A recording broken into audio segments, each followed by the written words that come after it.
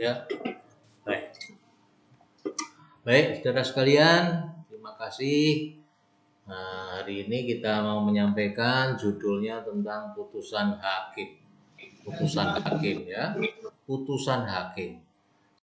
Kita sidang-sidang, mulai gugatan, mulai jawaban pertama, konsentrasi Van Verwee, mulai replik, duplik, kemudian pembuktian, kesimpulan itu tidak harus dibuat, tapi sebagai pertimbangan hakim, maka hakim wajib memutus perkara. Ya. Contoh putusan hakim itu di halaman 171. Nah, coba buka bukumu ya, sekitar itu. 171. Pak, saya itu seandainya jadi hakim tetapi tidak ada undang-undang yang mengatur, Pak. Atau keadaan masyarakatnya sudah berubah, Pak. Atau ada undang-undang tapi masih meragukan, Pak. Apakah saya harus memutus perkara? Jawabannya, hakim harus memutus perkara. Kalau tidak, maka dia akan dituntut rechtweigering, menolak memberi keadilan. Maka carane kalau nanti saudara jadi hakim, ingat Pak Krisno, meskipun tidak ada peraturannya, saudara bisa mengajukan apa yang disebut rechtfinding. Rechtfinding itu artinya hakim menemukan hukum. Kalau dibalik, hakim menemukan hukum itu pertimbangannya satu, hakim harus memutus perkara. Dalam kalimat pasal undang-undang secara umum tidak berlaku khusus. Pasalnya sangat merugikan dan meragukan. Kadangkala tidak ada peraturannya. Bahkan kondisi masyarakatnya sudah berubah. Maka hakim harus menemukan hukum untuk memutuskan perkara. Isi putusan hakim itu harus dilihat putusannya dan isinya. Selalu di dalam putusan hakim dimulai dari kata-kata demi keadilan berdasar ketuhanan yang Maha Esa. Kemudian yang kedua, alasan dalam pertimbangan-pertimbangan, menimbang, mengingat ya. Nanti kemudian dispositif, memutuskan. Lalu dicantumkan juga tentang biaya perkara. Saudara sekalian, jenis putusan hakim itu ana loro, ada dua. Ya, satu putusan akhir ya, setelah sidang mau berakhir itu namanya putusan akhir. Dua, ada putusan selah. Angger selah dieling-eling selakang itu. Jadi belum selesai, ono putusan di tengah-tengah. Ya. Apa saja itu putusan selah? Putusan selah yang bersifat preparato, ya, menggabungkan perkara. Ada pihak ketiga yang masuk. Ada putusan selah yang bersifat interlokutor, ya, mocone interlokutor, ora interlokutoir, ora ya. Hakim membebani untuk ada pemeriksaan tempat. Jadi hakim supaya mengerti jelas sengketa tanahnya di mana itu, hakim memutuskan putusan setelah kita sidang di tempat. Ya. Kemudian putusan yang bersifat insidental, ya. Misalnya masuknya pihak ketiga yang menjamin, namanya free warning. Dan yang keempat, putusan yang bersifat profesional, artinya didahului dengan tindakan pendahuluan. Biasanya di dalam putusan-putusan perceraian itu maka si hakim bisa menetapkan uang nafkah dulu untuk si anak-anaknya. Baik, kalau ditanya mengenai sifat dari putusan itu ada 3. Kalau tadi jenis ya, kalau tadi itu jenis putusan, sekarang sifat putusan. Sifat putusan yang pertama adalah yang bersifat kondemnatur. Ya. Macanya kondemnatur, tulisannya kondemnatuir. Yaitu putusan yang menghukum untuk menyerahkan sesuatu misalnya. Jadi sengketa tanah, kemudian si penggugatnya menang, menghukum tergugat untuk menyerahkan tanah sengketa. Deklarator menetapkan hukumnya bahwa si A betul-betul dinyatakan sebagai ahli waris. Dan yang ketiga, konstitutif menetapkan orang dalam kedudukan. Hanya putusan yang kondemnatur saja yang harus dimintakan eksekusi. Jadi kalau putusan cerai ya begitu putusannya diserahkan ya surat keputusan hakim ya sudah cerai, sudah tidak perlu ada eksekusi. Ya. Penetapan sah juga ahli waris seperti itu. Nah, saudara sekalian, kekuatan putusan hakim itu ono telu. Kekuatan membuktikan, artinya putusan hakim itu sebagai alat bukti sehingga bisa mengajukan eksekusi. Keputusan mengikat, kekuatannya mengikat, tidak dapat diubah karena sudah inkrah dan mempunyai kekuatan pelaksanaan atau putusan yang bisa dijalankan dengan paksaan. Kita mengenal istilah ada yang disebut dengan fiat. Fiat bukan mobil Fiat, tetapi fiat itu pengukuhan.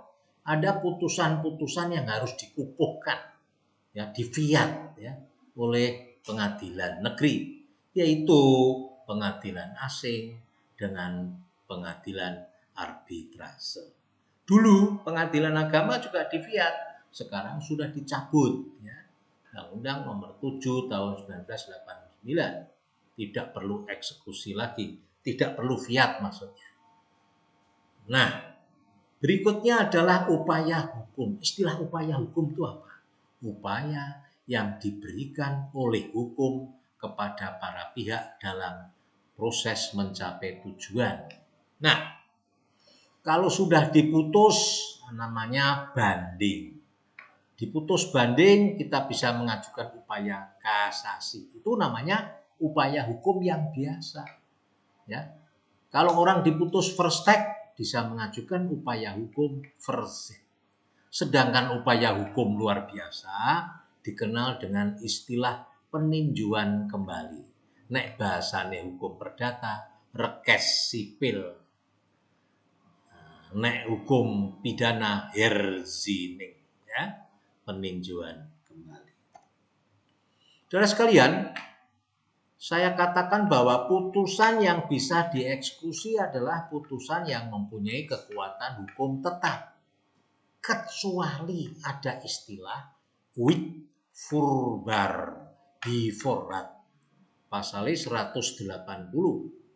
Meskipun putusan hakim belum, meskipun putusan ingkrah belum, meskipun ada upaya hukum, tapi bisa dilaksanakan lebih dulu. Ya. Orangnya banding kok Pak, iya, tetapi namanya quid furbar biforat sekarang sih jarang ya. Hanya saudara harus ngerti dulu bahwa syarat yang harus dipenuhi supaya putusan dijalankan lebih dulu meskipun ada upaya hukum itu harus ada akte otentik. Sudah ada putusan yang lebih dulu yang berkekuatan hukum tetap. Ya, ada putusan provisional dan sengketa mengenai hak milik. Ya ini dicatat aja karena saudara harus ngerti apa itu quid furbar biforat. Saudara sekalian, kalau orang sudah menerima putusan hakim, kemudian pihak yang kalah itu tidak segera melaksanakan putusannya, maka putusan itu harus dilakukan diajukan lagi upaya namanya eksekusi. Desta tadi fotonya kelihatan kok hilang naik. Apa itu eksekusi? Upaya paksaan dengan perantara penguasa untuk menjamin pihak yang menang. Kapan putusan itu dapat dieksekusi? Syaratnya kalau sudah mempunyai kekuatan pasti ya. Artinya orangnya tidak mengajukan upaya hukum lagi, banding atau kasasi. Atau sudah sampai pada putusan Mahkamah Agung. 2, kalau pihak-pihak sudah menerima putusan ya, Desta. Yang ketiga, dalam hal quid for barbivora. Jelas ya Desta suaranya Pak Krisno? Pak Krisno suaranya jelas Desta? Desta.